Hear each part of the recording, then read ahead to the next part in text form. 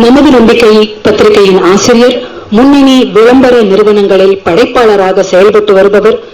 அண்ணாவின் கருத்துருவாக்கத்தில் நூற்றுக்கணக்கான பத்திரிகை, வானொலி விளம்பரங்களும் பல தொலைக்காட்சி விளம்பரங்களும் உருவாகியுள்ளன. திரையுலகில் நடிகராக, வசனகர்த்தாவாக, பாடலாசிரியராக, எழுத்தாளராக மிளர்பவர். 2007ஆம் ஆண்டு கலைமாமணி விருது முதற்கொண்டு பல விருதுகளுக்கு சொந்தக்காரர். மரபின் மைந்தன் முத்தையா அண்ணா அவர்களை புத்தகத்தை பற்றி பேச அழைக்கிறோம்.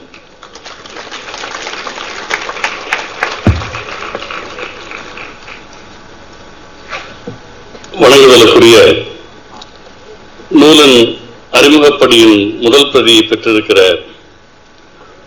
வெளியிட்டிருக்கிற பிரமுகர்களே, அன்பு சகோதரி பாரதி பாஸ்கர் அவர்களே, நான் சார்ந்திருக்கிற ஈஷா குடும்பத்தின் அங்கத்தினர்களே, இலக்கிய இதயங்களே, வணக்கம். அங்க மாஸ்டர் சர்க்குனியம்மா என்னை கூப்பிடுற போதே புத்தகத்தை பற்றி பேச அழைக்கிறோம் அப்படின்னு இருக்காங்க. அவுட் ஆஃப் சிலபஸ் போயிடக்கூடாதுன்னு அர்த்தம் இருக்கு. மதிப்பிற்குரிய சுஹாசினி அவர்கள் ரொம்ப அருமையாக ஈஷா அனுபவங்களை பகிர்ந்து கொண்டார். அவர் முதல் முறை பார்க்கிறேன்னா நான் 3 முறை பார்த்திருக்கேன்னு சொன்னேன். அந்த முதல் 2 முறை அவங்களுக்கு ஏன் ஞாபகம் இல்லை அப்படின்னா, அப்ப நான் ஈஷாக்குள்ள வந்த புதுசு. அப்ப ரொம்ப சாதாரணமா இருப்பேன். இப்ப இருக்கிற மாதிரி அதெல்லாம் இருக்காது, இந்த தேஜஸ் எல்லாம் இருக்காது. அது கூட காரணமா இருக்கலாம். இதே போல ஒரு புத்தக வெளியீட்டு விழாவில் கவிஞர் தாமரையினுடைய புத்தகத்தை நீங்கள் பிஎஸ்சி தொழில்நுட்ப கல்லூரியிலே கோவில் வெளியிட்ட அந்த விழாவில் தான் நம்ம முதல்ல பார்த்தோம். பாரதி பாஸ்கர் அவர்கள் எனக்கு ஒரு 30 ஆண்டு கால தோழமைக்குரியவர். பேச்சுலகில் எனக்கு கொஞ்சம் சீனியர். ஆனா இப்ப சொல்லிக்கலாம் ஈஷால ஜூனியர் சொல்லி கற்றுக் கொடுத்துட்டாங்க அவங்க. அதனால இந்த அருமையான நிகழ்ச்சி நம்முடைய மதிப்பிற்குரிய இயக்குனர் ராமசாமி அவர்கள், இசைக்கவி ரமணன் அவர்கள், நண்பர் விபி குமார் உள்ளிட்ட இந்த சபை எனக்கு மிகுந்த மகிழ்ச்சியை தருகிறது. பொதுவா ஈஷா தியான அன்பர்கள் மத்தியில் பேசுவது என்பது, நான் சொல்ற உதாரணம் கொஞ்சம் குரூடா இருக்கும். சிவகாசி பட்டாசு தொழிற்சாலைக்குள்ள தீ வைப்பது மாதிரி பட்டுன்னு பத்திக்கும். எத்தனை நாளைக்கு தான் அந்த கற்பூர புத்தின்னு அதையே திரும்ப திரும்ப சொல்லிட்டு இருக்கிறது. அப்புறம் மேடம் பழைய ஸ்கிரீன் பிளேன்னு சொல்லிடுவாங்க. அதனால இது ஒரு சுகமான அனுபவம். சத்குரு அவர்கள் அவரை ஒவ்வொருவரும் ஒவ்வொரு கோணமாக பார்த்தார்கள். அவங்க கூட கேட்டாங்க, சத்குருவுக்கு அப்புறம் யாரு அப்படின்னு. அதுக்கெல்லாம் பதில் எங்களுக்குலாம் நல்லா தெரியும். சத்குருக்கு அப்புறம் சத்குரு தான், சத்குருக்கு முன்னாலும் சத்குரு தான், எப்பவும் சத்குரு தான்.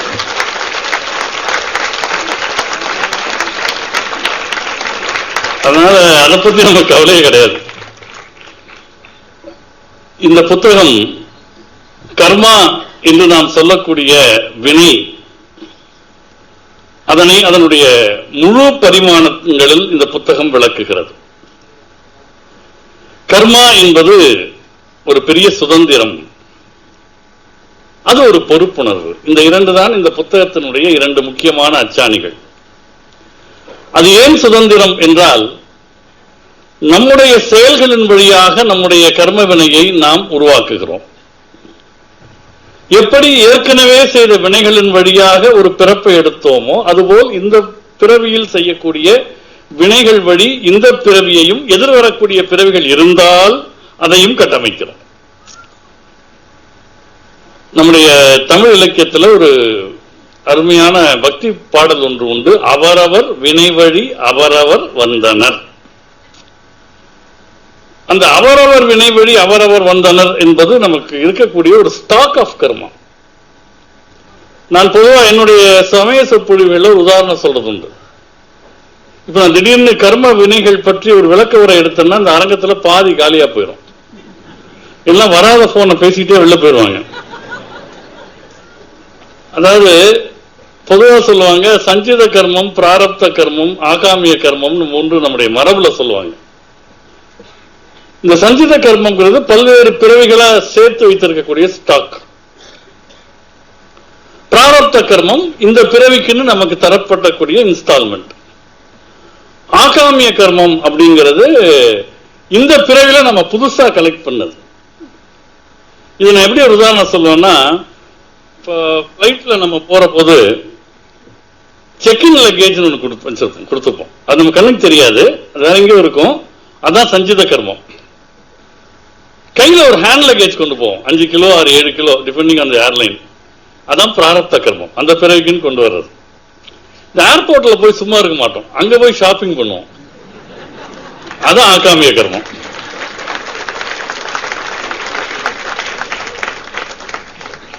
இப்ப பாருங்களேன், நம்ம டெஸ்டினேஷன்ல போய் இறங்கிட்டோம், இறங்கினது தெரியாம பிளைட்ல அப்படியே தூங்கிட்டோம். அப்ப ஏரோஸ்டஸ் வந்து எழுப்புறாங்க. சில பேர் ஏரோஸ்டஸ் எழுப்பணும்னே தூங்குவாங்க, அது வேற விஷயம். அப்ப அப்படி தூங்கிட்டா பார்த்தா எல்லாம் எழுந்து போயிட்டாங்க. நம்ம எழுந்து மேல தலைக்கு மேல இருக்கிற கேபின் ஓபன் பண்ணி பார்த்தா நம்ம கொண்டு வந்த ஹேண்ட் லக்கேஜையும் காணும், அங்க பர்ச்சேஸ் பண்ண லக்கேஜையும் காணும், யாரும் எடுத்துட்டு போயிட்டாங்க. சரி, இது போனா போகுது, நம்ம லக்கேஜ் ஆட்டம் வரட்டுமேன்னு போய் அந்த கன்வேயர் பெல்ட் கிட்ட நின்னா அதையும் காணும், யாரோ கொண்டு போயிட்டாங்க. இப்ப நம்மளுடைய check in luggage, cabin luggage, purchase luggage மூணுமே இல்லை அப்படின்னா நம்ம சஞ்சித கர்மம், பிராரப்த கர்மம், ஆகாமிய கர்மம் எல்லாவற்றையும் நம் குரு எரித்து விட்டார் என்று அர்த்தம். இப்படித்தான் நான் வந்து வினை பயனை புரிஞ்சுக்கிட்டேன். இப்போ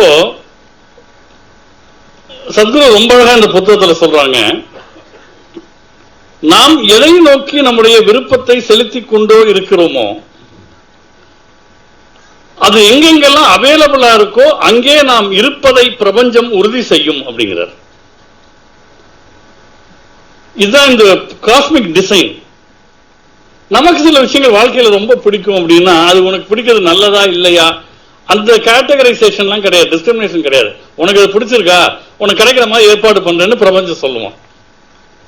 அப்ப அங்க சாய்ஸஸ் அவர்ஸ், நாம் முடிவு செய்கிறோம். அப்ப அதுல என்ன ஒரு சரியான வழி அப்படின்னு சத்குரு சொல்றாங்க, இந்த கர்ம வினைகளுடைய பிடித்தத்திலிருந்து மெல்ல மெல்ல மெல்ல நீங்க ரிலீஸ் ஆகிறதுக்கு ஒரு வழி, உங்களுக்கு எதெல்லாம் ரொம்ப பிடிக்குமோ அந்த விருப்பங்களில் இருந்து விலகி இருங்கள் அப்படிங்கிறார். இப்ப இததான் நம்ம ஊர்ல சாப்பிடுறவங்க, சாப்பாட்டு பிரியர்கள், என்ன மாதிரி இருக்கிற சாப்பாட்டு பிரியர்களுக்கு ஏகாதசி அப்படின்னு ஒண்ணு வச்சாங்க. அப்புறம் ஒரு மலைக்கு போறதுனா 41 நாள் விரதம் இருக்கு. என்னன்னா எதெல்லாம் நமக்கு பைண்டிங் ஃபேக்டரோ அதுல இருந்து விலகி இருத்தல், கொஞ்சம் கொஞ்சமாக அந்த பயிற்சியை கொண்டு வந்து வருவது என்று சொல்லுகிறார். அப்புறம் சத்குரு ரொம்ப இப்ப மறுபடியும் கூட ரீசெண்டா ஒரு வீடியோல சொல்லியிருந்தாங்க இதே செய்தியை, இந்த புக்லயும் எழுதியிருக்காங்க. உங்களுக்கு பிடித்தமான உணவு உங்கள் முன்னால் வைக்கப்பட்டிருந்தால் அப்படியே பாஞ்சிடாதீங்க, கொஞ்சம் வெயிட் பண்ணுங்க, அந்த உணவை பார்த்து அது ஒரு புரிதலோட அதை பாருங்க அப்படின்னு சொல்றாங்க. இப்ப இதெல்லாம் என்ன பண்ணுகிறது, அந்த பைண்டிங்கை வந்து ரிலீஸ் பண்ணிக்கிட்டே வருது, கொஞ்சம் கொஞ்சமா ரிலீஸ் பண்ணிக்கிட்டே வருது. ஈஷால இருக்கக்கூடிய அன்பர்களுக்கு தெரியும், தினம் காலையில வந்து ஒரு வேப்பிலை உருண்டை, ஒரு மஞ்சள் உருண்டை வந்து சாப்பிடுவாங்க.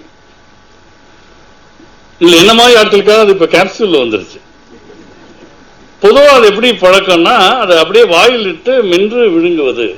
உடனே இதை வந்து எல்லாரும் சத்குருட்ட கேட்டாங்க, இது என்ன அந்த உடல் நலத்துக்காக பண்றீங்களா அப்படின்னு. அவர் எப்பவுமே அதுக்கு இன்னொரு பதில் வச்சிருப்பாரு. சத்குரு கிட்ட வந்து ஒரு தடவை கேட்டாங்க, சத்குரு இந்த இது மெடிடேஷன் யோகா எல்லாம் பண்ணா உடல் ஆரோக்கியமா இருக்கும், மன அமைதி வரும், மகிழ்ச்சியா இருப்போம்னு சொல்றாங்களே, இட்ஸ் ட்ரூ அப்படின்னு கேட்டாங்க. சத்குரு சொன்னார் இதெல்லாம் வரும், ஆனா இதெல்லாம் யோகாவோட சைடு எஃபெக்ட்னர். அப்ப யோகாவுடைய நோக்கம் வந்து உங்களை இங்க உணர்வது, இதெல்லாம் சைடு எஃபெக்ட். அந்த மாதிரி இந்த வேப்பிலை உருண்டைக்கு சத்குரு சொன்னாங்க, பாருங்க, ஒரு காலை பொழுதை நீங்கள் தொடங்குகிற போது உங்களுக்கு விருப்பமான ஒன்றை நீங்கள் செய்வதற்கு விழிப்புணர்வு இல்லாமலேயே செஞ்சிருவாங்க. இப்போ ஒரு காஃபி சாப்பிட்ற, எழுந்ததும் காஃபி சாப்பிட்றது ஒரு பழக்கம் இருக்குன்னு வச்சுங்களேன். பல பேர் அப்படி தூக்க கலக்கத்திலே அப்படி சாப்பிட்டுருவாங்க. அப்புறம் காஃபி சாப்பிட்டோமா இல்லையான்னு மறுபடியும் ஒரு 8 மணிக்கு ஒரு டவுட் வரும். ஏன்னா ஏர்லி மார்னிங் சாப்பிட்டுருப்பாங்க. அது சில வீடுகளில் வந்து பெட் காஃபின்னு ஒன்று சாப்பிடுவாங்க, அது காலையில் 4:30 மணிக்கு சாப்பிடுவாங்க. நான் கூட ஒருத்தர்கிட்ட கேட்டேன், எங்க நியாயமா இருக்கா அவங்க மனைவி இந்த விடியற் காலையில விடிந்தும் விடியாத காலை பொழுதுல எழுப்பி இப்படி ஒரு காஃபி சாப்பிட்றது நியாயமா, இது ஆணாதிக்கம் இல்லையான்னு கேட்டேன். அவங்க சொன்னாங்க, இல்லைங்க இது ஒரு பெரிய தியாகம்னாங்கிறவர். இது எப்படியா தியாகம்னா சொன்னார், எங்க வீட்டுல போடுற காஃபியை நிதானத்துல குடிச்சா வாயில வைக்க முடியாது, தூக்க கழகத்துல முழுங்கி வச்சேன்னா பிரச்சனை இல்லை அப்படின்னாரு. அந்த மாதிரி நமக்கு விருப்பமான ஒன்றை செய்வதற்கு நமக்கு அந்த விழிப்புணர்வு தேவையில்லை. சத்குரு சொல்றாங்க, வேப்பிலை உருண்டைங்கிறது உங்களுக்கு பிடித்தமான விஷயம் அல்ல, அதை வாயில் இட்டு மென்று விழுங்கினா அது உங்க தொண்டையை கடந்து போற வரைக்கும் இது எப்படா முடியும்னு காத்திருப்பீங்க இல்லையா? முழு விழிப்புணர்வோடு இருப்பீர்கள். ஒரு நாளை நீங்கள் விழிப்புணர்வோடு தொடங்க வேண்டும் என்றுதான் வேப்பிலை உருண்டையும் மஞ்சள் உருண்டையும் தரப்படுகிறது என்று சத்குரு அவர்கள் சொன்னார்.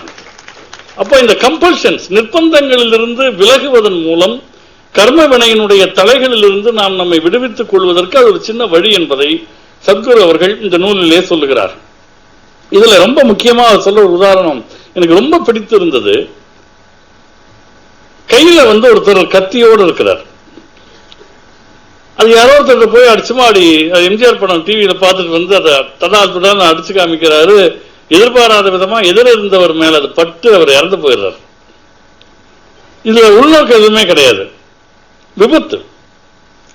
ரெண்டாவதா ஒருத்தர் கூட வாக்குவாதம் பண்ணிட்டே இருக்கார். ஏதோ தப்பா பேசுறார், கோவம் பக்கத்துல ஆப்பிள் இருக்கிற கத்தி இருந்துச்சு எடுத்து குத்திட்டாருன்னு வச்சுங்களேன். அதுவும் ஸ்பான்டேனியஸா டிசைட் பண்ணது. இது ரெண்டாவது. மூன்றாவது, ரொம்ப திட்டம் போட்டு ஒரு ஆளை இன்னைக்கு முடிக்கிறதுன்னு முடிவு பண்ணி ஒரு கத்தி எடுத்து ஒரு ஆளை குத்துறாரு. இது தேர்ட் ஸ்டேஜ். நாலாவது, விருந்துக்கு வந்திருக்கிறார், உங்களை நம்பி வந்திருக்கிறார், நல்ல சாப்பாடு போடுறீங்க, ஒரு நல்ல பீடா கொடுக்குறீங்க, அந்த உண்ட மயக்கத்துல அவருடைய சாய்கிற போது ஒரு கத்தி எடுத்து அவரு தொண்டை அறுத்துறாரு அப்படின்னா இது ஃபோர்த் ஸ்டேஜ். இது நாலிலும் ஒரு செயல் நடக்கிறது, கொலை நடக்கிறது. சத்குரு சொல்றாங்க, அந்த மனிதர், அந்த கத்தி, அந்த சம்பவம். ஆனா அஞ்சாவதா ஒண்ணு, ஒரு ஆள் உட்கார்றாரு, இந்த ஆளை போட்டு தள்ளினா பரவாயில்லையே நமக்கு தோணுது. மனசால 5-6 தடவை அவரை கொலை பண்றோம், வெளியில சிரிச்சு பேசிட்டு இருக்கோம் ரைட் சார் அப்படின்னு. ஆனா மனசுக்குள்ள அந்த ஆளை திரும்ப திரும்ப கொலை பண்ணிக்கிட்டே இருக்கோம் அப்படின்னா அங்க அந்த ஆள் சாகல, அவன் எழுந்து போயிடுறான். ஆனால் இந்த முதல் 4 சம்பவங்களில் சேரக்கூடிய வினைகளை விட இந்த 5வது சம்பவத்தில் சேரக்கூடிய வினைகள் தான் அடர்த்தியானது என்று சத்குருவர்கள் சொல்கிறார். இது திருவள்ளுவர் சொல்றார், உள்ளத்தால் உள்ளலும் தீதே அப்படிங்கிறார். மனசால நினைக்கிறது தான் நிறைய கர்ம வினைகளை ஏற்படும். ஏன்னா வினை என்பது செயலாக இருந்தாலும், இப்போ ஒரு டாக்டர் ஒரு பேஷண்ட கத்தியால இருக்கிறதுக்கும் ஒரு கொலைகாரம் இருக்கிறதுக்கும் வித்தியாசம் இருக்கு. சில இடங்கள்ல ரெண்டுக்கும் வித்தியாசம் இல்லைன்னு சொல்றவங்களா இருப்பாங்க. அது தனிப்பட்ட விஷயங்கள், விதிவிலக்குகள். ஆனா doctors have very good intention. அதனால்தான் நமக்கு பிரபந்தத்துல சொல்றாங்க, வாளால் அறுத்து சுடினும் மருத்துவர் மேல் மாளாத காதல் அப்படிங்கிறாங்க. அப்ப நமக்கு நன்மை செய்வதற்காக ஒரு கத்தியை பயன்படுத்துகிறார், விருப்பு வெறுப்பு இல்லாமல் பயன்படுத்துகிறார். இது சத்குரு சொல்லியிருக்கிற ஒரு அருமையான உதாரணம். அப்புறம் நான் தனித்தன்மையானவன் என்பதை நாம் நிறுவ அந்த தனித்தன்மையின் வழியாக நாம் நமக்குள் பல தடைகளை ஏற்படுத்திக் கொள்ளுகிறோம். இது ரொம்ப முக்கியமான விஷயம். எனக்கு இதுதான் வேணும், நான் இந்த கார்ல தான் வருவேன், நான் இந்த மாதிரி உணவு தான் சாப்பிடுவேன், நான் இந்த மாதிரி ஆட்களோடு தான் பழகுவேன். அப்படி செலக்ட் பண்ண பண்ண பண்ண பண்ண என்ன ஆகிறது என்றால், நமக்குள் இது வேண்டும் இது வேண்டாம் அப்படிங்கிற அந்த விருப்பு வெறுப்பு நிறைய வளர்கிறது. விருப்பும் வெறுப்பும் உங்களை நோக்கி வினைகள் வருவதற்கான வாகனங்கள் அப்படிங்கிறார். அப்போ நமக்கு இந்த டிஸ்கிரிமினேஷன் மனசுல வளர வளர கர்ம வினையினுடைய பலம் கூடிக்கொண்டே போகிறது. இதுக்கு நீங்க திருவள்ளுவர்ல ஒரு ரெஃபரன்ஸ் இருக்கலாம். இறைவனுடைய பெரிய சிறப்பு என்னன்னா, வேண்டுதல் வேண்டாமை இலான் அப்படிங்கிறார்.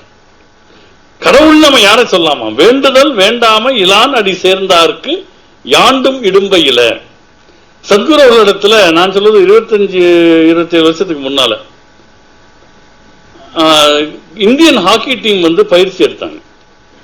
எப்படி நல்லா விளையாடுறது, இன்னும் எப்படி அந்த ஸ்கில் இம்ப்ரூவ் பண்ணிக்கிறதுலாம் பயிற்சி எடுத்தாங்க.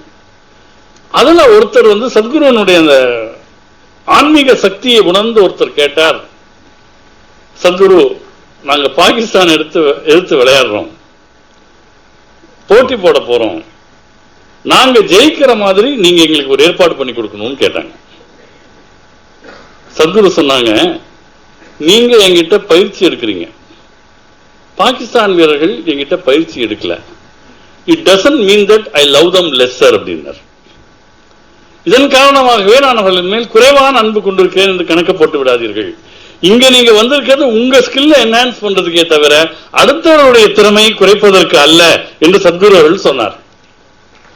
இதுதான் வேண்டுதல் வேண்டாமையிலான் என்கிற நிலைக்கு ஒரு அடையாளம்.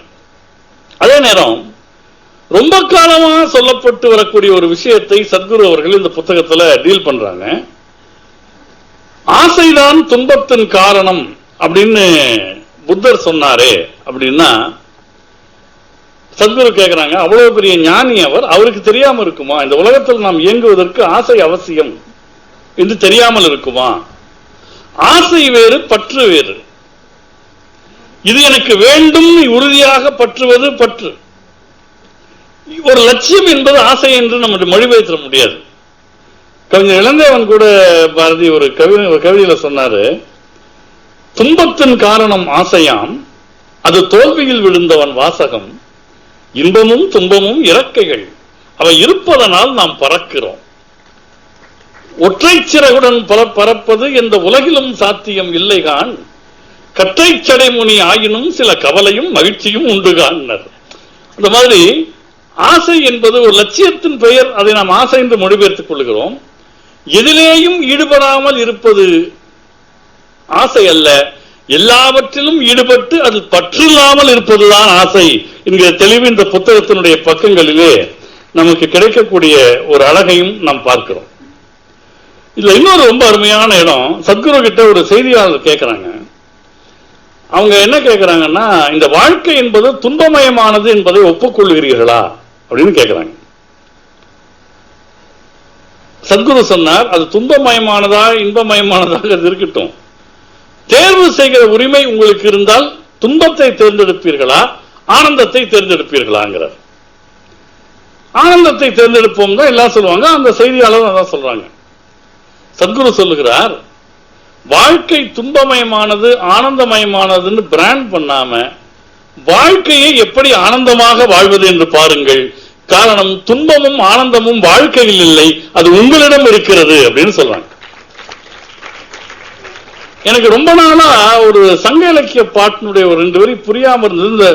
இந்த ஆன்மீக பார்வைக்கு பிறகுதான் அதுக்கு ஒரு தெளிவு கிடைத்தது.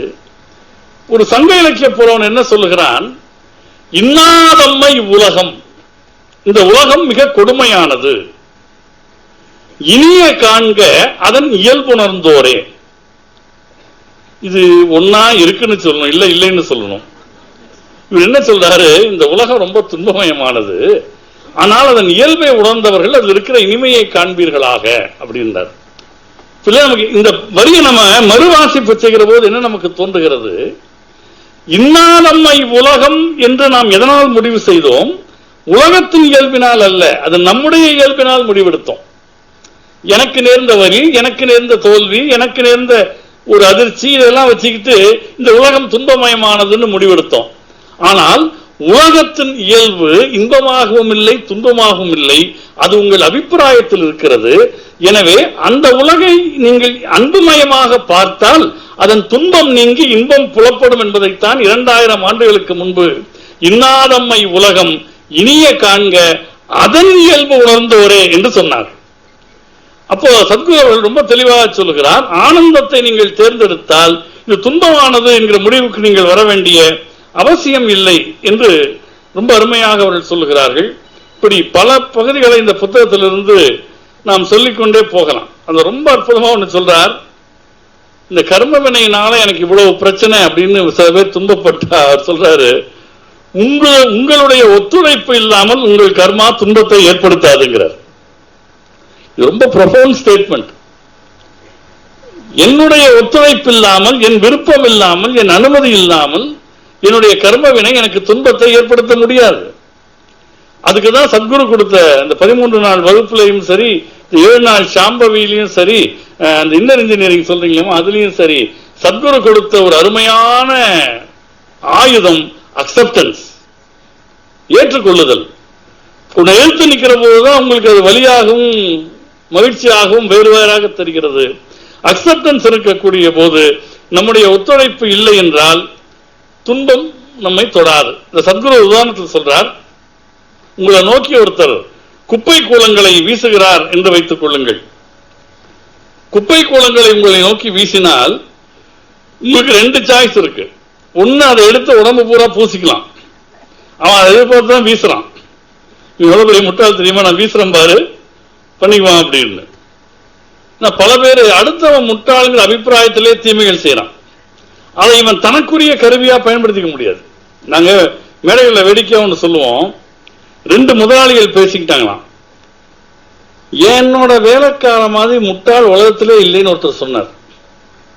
இன்னொருத்தர், நீ வேற, என் ஆள் அதை விட மோசம்னாராம். எப்படின்னு பாத்துருவோம்னாராம். இப்ப முதலாள் என்ன பண்ணார், வேலைக்காரனை கூப்பிட்டு ஒரு 50 ரூபாய் கொடுத்து, இந்த அப்பா 50 ரூபாய் கொடுக்குறேன், ஒரு BMW கார் வாங்கிட்டு வான்னு. அவர் சரிங்க முதலாளின்ட்டு போயிட்டார். பத்தியா, வெறும் 50 ரூபாய் கொடுத்தேன், BMW வாங்கிட்டு வரேங்கிறான் பாரு அப்படின்ட்டு சிரிச்சார். அடுத்த ஆளு, ஏன் ஆளை பாருன்ட்டு, இங்க வா, வீட்டுல போய் நான் இருக்கனான்னு பார்த்துட்டு வா அப்படின்னாராம். அவனும் சரிங்க முதலாளின்ட்டு போயிட்டான். பாரு எவ்வளவு பெரிய முட்டாளா இருக்கான்னு இவங்க 2 பேரும் பேசிக்கிட்டாங்க. கடத்தரவுல இந்த 2 வேலைக்காரனும் சந்திச்சுட்டான். அந்த முதல் வேலைக்காரன் சொன்னா, எங்க முதலாளி மாதிரி முட்டாள் யாருமே கிடையாது. இப்ப 50 ரூபாய் கொடுத்து BMW கார் வாங்கிட்டு வர சொன்னார். நீங்க ஞாயிற்றுக்கிழமை எவன் கடை திறந்திருப்பான். இன்னொருத்தன் சொன்னானா, எங்க முதலாளி அதை விட மோசம், வீட்டுல போய் தான் இருக்கானு பார்க்க சொன்னாரு. அவரு பாக்கெட்லயும் போன் இருக்கு, வீட்லயும் போன் இருக்கு, போன் பண்ணி கேட்க வேண்டியது தானே, என்ன வேற அனுப்பிச்சுட்டாருன்னாராம். அப்ப அந்த டிகிரிஸ் தான் வேறுபடுதே தவிர ஒவ்வொருத்தங்களும் அவங்கவுங்க பார்வையில முட்டாள தான் இருக்காங்க. இப்ப சத்குரு என்ன சொல்றார், உண்மையில் குப்பை கூலத்தை எடுத்து ஒருத்தர் வீசுறான். உனக்கு 2 வாய்ப்பு இருக்கு. ஒண்ணு, அவன் எதிர்பார்த்த மாதிரியே உன் மேல எடுத்து பூசிட்டு, ஐயோ என் மேல வீசிட்டானே நீ சொல்லலாம். இன்னொன்று, அந்த குப்பை கூலத்தை அந்த மூட்டையோடு கொண்டு போய் உன்னுடைய தோட்டத்துக்கு போட்டு நல்ல உரமாக ஆக்கி நல்ல மலர்களை கனியை விளைய வைக்கலாம். இந்த வாய்ப்பு உன்னிடம் இருக்கிறது என்று சொல்லுகிறார். எனவே கர்ம வினையை எப்படி நாம் மடைமாற்றம் செய்கிறோம் என்றால், சத்குரு ரொம்ப தெளிவாக சொல்லுகிறார். ஆன்மீக வாழ்க்கை என்பது பொறுப்பேற்றல், டேக்கிங் ரெஸ்பான்சிபிலிட்டி. இந்த ரெஸ்பான்சிபிலிட்டி அப்படிங்கிற சொல்லை நீங்கள் 2ஆக பிரித்தால், ability, response, your ability to respond, அதான் ரெஸ்பான்சிபிலிட்டி. இந்த சத்குரு அருமையான உதாரணம் சொல்றார். நம்ம வீட்டில் நம்ம நல்லா சாப்பிட்டு வெளியில வர்றோம், ஒரு சின்ன குழந்தை ரோட்ல பசியோடு நடந்து போகிறது என்றால், அந்த குழந்தையை நீங்கள் உருவாக்கவில்லை, அது யாரோ பெற்ற பிள்ளைதான். ஆனால் உங்களை கடந்து போகிற போது, உங்கள் வாசலை கடந்து போகிற போது, அந்த குழந்தை பசியோடு இருப்பதற்கு நீங்கள் பொறுப்பு என்பதை உணர்ந்தால், தட் இஸ் ரெஸ்பான்சிபிலிட்டி. அந்த பொறுப்பை நாம் ஏற்றுக்கொள்ளுகிறோம். அதை ஏற்றுக்கொள்ளக்கூடிய தன்மை இருக்கிறதே, அது வெறும் எந்த எதிர்பார்ப்பும் இல்லாமல் செயல்படுகிறது. Without any expectations. அவங்க சொன்னாங்க இல்லையா, அந்த பிறந்த குழந்தையை பார்த்துக் கொள்ள வேண்டும் என்று நம்முடைய தன்னார்வ தொண்டர்களை வழிநடத்தக்கூடியவர்கள் எப்படி சொன்னார், அந்த பெங்காலி இளைஞர் சொன்னதை சொன்னாரே, விதவுட் எனி எக்ஸ்பெக்டேஷன்ஸ். யார் பெற்ற குழந்தை, இதுக்கு உணவு படைப்பதால் எனக்கு என்ன கிடைக்கும், இது எதையும் எதிர்பாராமல் செய்கிற போது அங்கு அந்த செயல் வினைகளை ஏற்படுத்துவதில்லை, மாறாக ஒரு வினையினுடைய கட்டை அவிழ்க்கிறது. ஒரு இடத்துல சத்குரு இந்த புத்தகத்தில் இல்லை, இன்னொரு இடத்துல ரொம்ப அழகா சொல்றார். நீங்கள் ஒரு சக்தி மிக்க ஆலயத்திலே போய் நின்று அங்கு தரப்படுகிற திருநீற்றை அல்லது குங்குமத்தை உங்கள் மோதிர விரலால் எடுத்து நெற்றியில் இடுகிறீர்கள் என்றால், உங்கள் வினையின் ஒரு வினையை உடைக்கிறீர்கள் அர்த்தம்னர். It is so powerful. நாம அதை சடங்கா செய்யறோம், எந்த விரல் எடுத்து அப்படியே பூசிட்டு வந்துடுறோம். ஆனா அந்த வினாடி முழு விழிப்புணர்வோடு மோதிர விரலால் எடுத்து நீ நெற்றியில் வைக்கிற போது ஒரு கர்மாவனுடைய ஒரு அங்குலத்தை நீ உடைக்கிறாய்னு அர்த்தம்ங்கிறது. அப்ப அந்த எல்லா செயலும் விழிப்புணர்வோடு செய்யப்படுகிற போது, வெறுப்பு இல்லாமல் செய்யப்படுகிற போது, அது நம்மை வினையிலிருந்து விடுவிக்க கூடியது என்பதையெல்லாம் இந்த புத்தகம் ரொம்ப தெளிவாக சொல்லுகிறது. இல்ல ரொம்ப அழகான இடம். ஒருத்தன் கொள்ளையடிச்சுக்கிட்டே இருக்கான். யாருக்காக கொள்ளையடிக்கிறேன்னு கேட்கிறார். இல்லை, என் குடும்பத்துக்காக. இதனால உனக்கு கர்ம வினை சேரும்னு தெரியுமா? தெரியும். அப்ப நீ குடும்பத்துக்காக தானே கொள்ளையடிக்கிற. உன் மனைவி மக்கள்கிட்ட எல்லாம் போய் கேளு, குடும்பத்துல கேளு, நான் உங்களுக்காக கொள்ளையடிச்சுட்டு வரேன், எனக்கு வினையெல்லாம் சேருது, அதுல கொஞ்சம் ஷேர் வாங்கிக்கிறீங்களான்னு கேளு. எல்லாம் விலகி போகிறார்கள். நீ பிறருக்காக என்று சொல்லி செய்கிற செயலை அவர்கள் பங்கேற்க மாட்டார்கள். நீ உன்னை பார், உன்னுடைய செயல் உனக்கு என்ன தருகிறது என்று பார். உன்னோட சின்ன கதையில் அவர் சொன்னார், எல்லாத்த விட நான் இன்னும் ஒரு 2-3 செய்திகளை சொல்லி நான் நிறைவு செய்ய விரும்புகிறேன். அதுல அவர் என்ன சொல்றாருன்னா, அவருடைய அன்பு மகள் ராதே கிட்ட ஒரு 12 வயசுல அந்த பிள்ளைகிட்ட அவர் சொல்லியிருக்கிறார். அந்த வயசு தான் ஒரு விஷயத்தை உள்வாங்கிக் கொள்வதற்கான அந்த ரிசப்டிவிட்டி வளர்ற வயசு. சத்குரு சொல்லியிருக்கிறாங்க, நீ ஒண்ணு பண்ணு, யாரையும் ரொம்ப உயர்வுன்னு பார்க்காத, யாரையும் ரொம்ப தாழ்வுன்னு பார்க்காத, ரொம்ப கூட கிடையாது, யாரையும் உயர்வுன்னு பார்க்காத, யாரையும் தாழ்வுன்னு பார்க்காத, அவங்க அப்படியே அக்செப்ட் பண்ணு. மறுபடியும் எனக்கு சங்க இலக்கியம் ஞாபகம், சத்குரு சங்க இலக்கியம் படித்திருக்க வாய்ப்பில்லை, ஆனால் 2000 ஆண்டுகளுக்கு முன்பு சொல்லப்பட்டது, பெரியோரை வியத்தலும் இளமே, சிறியோரை இகழ்தல் அதனினும் இளமே. இதை நாங்கெல்லாம் மேடையில படிச்சுட்டு மேற்கோளா காமிச்சிட்டு போயிட்டோம். ஆனால் இந்த மேற்கோள் தான் வாழ்க்கையின் குறிக்கோள் என்பதை சத்குரு அவர்கள் தன்னுடைய மகளுக்கு உணர்த்தி இருக்கிறார். இந்த புத்தகம் வழியாக நம் எல்லோருக்கும் உணர்த்துகிறார். அப்புறம் சில உதாரணங்கள், அதான் இந்த புத்தக நபருக்கு எல்லாத்தையும் சொல்லி அப்புறம் வாங்காம போயிருவீங்க. சுவாமி நிராகர வேற இருக்கிறாங்க, சொல்லுவார், இவரை பேச கூப்பிட்டா புத்தகத்தில் உள்ள எல்லாத்தையும் சொல்லிடுறாருப்பாங்க. முன்பை நான் சொல்லி நிறைவு செய்கிறேன். இது ஆக்சுவலா ஞானத்தின் பிரம்மாண்டம் நூலில் கூட அவங்க நான் மொழிபெயர்த்தப்போ இந்த பகுதி ரொம்ப ஆச்சரியமா இருந்தது. அது ஒரு அருமையான இடம். இந்த ஹீலிங் ஒன்று நடக்குது, இந்த எனர்ஜி ஹீலிங். ஒரு இடத்துல அவங்க இடத்துல இருப்பாங்க, முதல் நாள் ஏதோ ஒன்று சொல்லிக் கொடுப்பாங்க, அப்புறம் அவங்கவுங்க இடத்துல இருந்து அதை பண்ணலாம். அதுக்கு நிறைய பேர்கள்லாம் உண்டு. சத்குரு அதை பற்றி சொல்லுகிறார், அது மிகவும் ஒரு தவறான செயல் அப்படிங்கிறார். இப்ப நம்மளை பொறுத்த வரைக்கும் அவர் ஒன்று ரைட்டுன்னா அதான் ரைட்டு, தப்புன்னா அதான் தப்பு. ஏன்னா அவர் போன வாரம் நம்ம ரமணன் கூட இந்த மேடையில பேசுற போது நான் ஒரு மேற்கோள் காட்டினேன், தயானந்த சுவாமியோட மேற்கோள். அது குரு நமக்கு வேதம் சொல்லி தர்றாரான்லாம் பார்க்க கூடாது. குரு என்ன சொல்றாரோ அதான் வேதம், அதான் வேதம். இப்ப நமக்கு அவர் சொல்லிட்டாரா ஓகே. ஆனா அவர் என்ன பண்ணுவாரு, எல்லாருக்கும் சொல்ற போது அந்த சரியான ரீசனோட சொல்லுவார். இப்போ நம்ம ஒரு ஹீலிங் பண்ணி ஒரு நோயை குணப்படுத்துறோம்னு வச்சுங்களேன், நோய் குணமாகிறது, அந்த நோய் ஏன் உருவானது என்கிற காரணம் அப்படியே இருக்குன்னார். இப்போ ஒருத்தர் கடுமையான தொண்டை வலி வருதுன்னு வச்சுக்கோங்க, அந்த தொண்டை வலிக்கு வீட்டில் இருக்கவங்க என்ன பண்ணுவாங்க, இந்த பெயின் கில்லரை போட்டுக்கொண்டு ஏதோ ஒன்று கொடுப்பாங்க. அந்த வலி அப்போது சரியாகும், அந்த போல தெரியும். ஆனால் வலியை ஏற்படுத்திய கிருமி ஒன்று உள்ள இருக்கு இல்லையா, அது போகாது. அப்ப மருத்துவர்கிட்ட போனா ஒரு ஆன்டிபயோட்டிக் கொடுப்பாரு, அது என்ன பண்ணும், அந்த கிருமியை அழிக்கும். சத்குரு சொல்லுகிறார், நீங்கள் ஹீலிங் மூலமாக என்ன செய்கிறீர்கள் என்றால் அந்த வலியினுடைய வெளிப்பாட்டை அழிக்கிறீர்களே தவிர அந்த காரணத்தை அழிப்பதில்லை. காஸ் அண்ட் எஃபெக்ட், நீங்க எஃபெக்ட் தான் டீல் பண்றீங்க, காசை டீல் பண்ணல. அப்ப அது என்ன ஆகும், ஒரு விஷயத்துல நீங்க ஹீலிங் பண்ணீங்கன்னா அந்த காரணம் அப்படியே உங்களுக்குள் இருந்து அது வேறு விதத்தில் வெளிப்படும். ஒரு விபத்து நடக்கலாம், வேற ஒரு நோய் வரலாம், ஒரு ஏதோ ஒரு பிரச்சனை வரலாம்.